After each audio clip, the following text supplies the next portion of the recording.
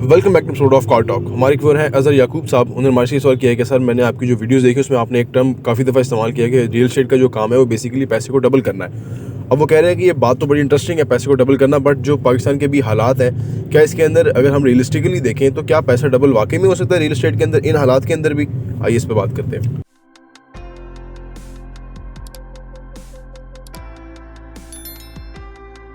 बिस्मिल्लाहिर्रहमानिर्रहीम, अस्सलाम वालेकुम रहमतुल्लाहि व बरकातहू। देखिए जी, ये जो टाइम है ना, रियल एस्टेट में जंप इन करने का बेहतरीन टाइम है किसी भी हैसियत में। चाहे आप एज इन्वेस्टर आते हैं, चाहे आप रियल एस्टेट का बिज़नेस करने आते हैं, चाहे आप मतलब किसी भी हैसियत में आते हैं, घर बनाने का काम शुरू करना चाहते हैं, this is the best time, very best time to jump into the real estate. उसकी वजह कि कीमतें अपनी एक्चुअल वैल्यू से भी नीचे हैं।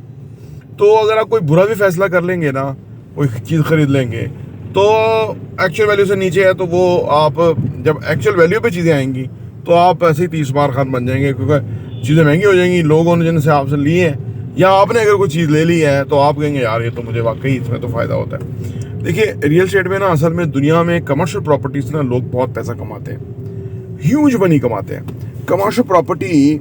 लेकिन कमर्शियल प्रॉपर्टी का पाकिस्तान के अंदर बिल्कुल कोई ट्रेंड नहीं है। हम इस ट्रेंड को इंशाल्लाह ताला बहुत नेक्स्ट लेवल पे लेके जाएंगे, क्योंकि प्रॉपर्टी हर कोई प्रॉपर्टी है।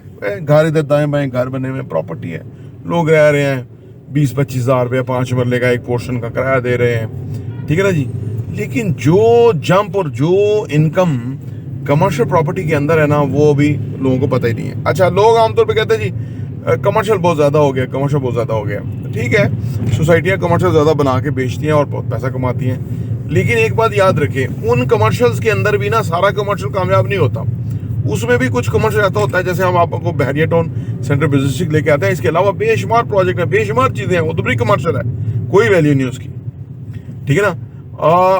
तो वो हम नहीं लेके आते, क्योंकि अगर हमने आपको बेच दिया ना तो कल को आपने कहा कि यार इसको रीसेल कर दें तो वो हमारे लिए प्रॉब्लम हो जाएगा। तो हम कोशिश करते हैं, हाँ, लेके आते हैं कोई ऐसी चीज़ हो कि जिसके अंदर मार्जिन मौजूद हो। यानी एक दुकान लाख रुपए की हम आपके सामने लेके आए हैं और वही दुकान 1,80,00,000 रुपए की उसी जगह के ऊपर इंस्टॉलमेंट में मिल रही है, तो देखिए कितना बड़ा जंप के चांस है। तो वो हम चीज़ें आपके सामने लेके आए हैं। तो प्रॉपर्टी में ना जो देखिए, जो महंगाई वगैरह हुई है ये, तो इस पे ना एक खास तबके को फ़र्क पड़ता है। जो अमीर तबका है उसको इतना फ़र्क नहीं पड़ता। हाँ, उसको पड़ता है फ़र्क कि उसके प्रॉफिट्स कट होते हैं, लेकिन प्रॉफिट फिर भी उसमें उसके फिर भी प्रॉफिट है। और जब इस तरह की मार्केट होती है तो लोग अपने बिजनेस में ज़्यादा पैसा इंजेक्ट नहीं करते।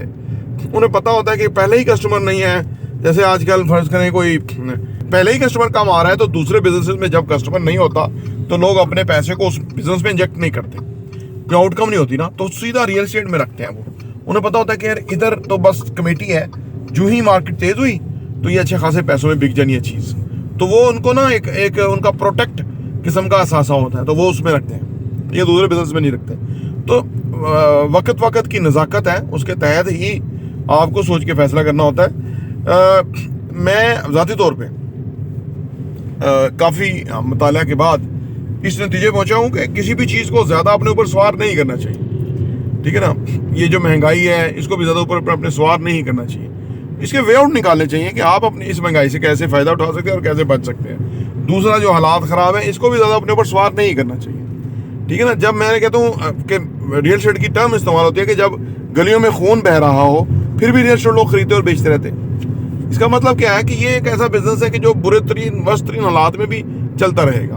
तो अपना अपना काम करने का अंदाज है। आप कोशिश करें कि लोगों को फ़ायदा पहुंचाएं इस बिज़नेस में। अगर आप बिज़नेस कर रहे हैं तो लोगों को फ़ायदा पहुंचाने का सोचेंगे तो उनको फ़ायदा पहुंचेगा, तो आपको भी फ़ायदा पहुंचेगा, तो सब कुछ सही है, ठीक है ना। अगर आप अपना ही फ़ायदा सोचेंगे तो काम चलेगा नहीं, क्योंकि ये अल्लाह का कोई सिस्टम है कि जो कर भला हो भला वाला मामला है। तो हम तो उसी फार्मूले के ऊपर ही काम करते हैं, और जो बुरे हालात होते हैं वो भी बड़े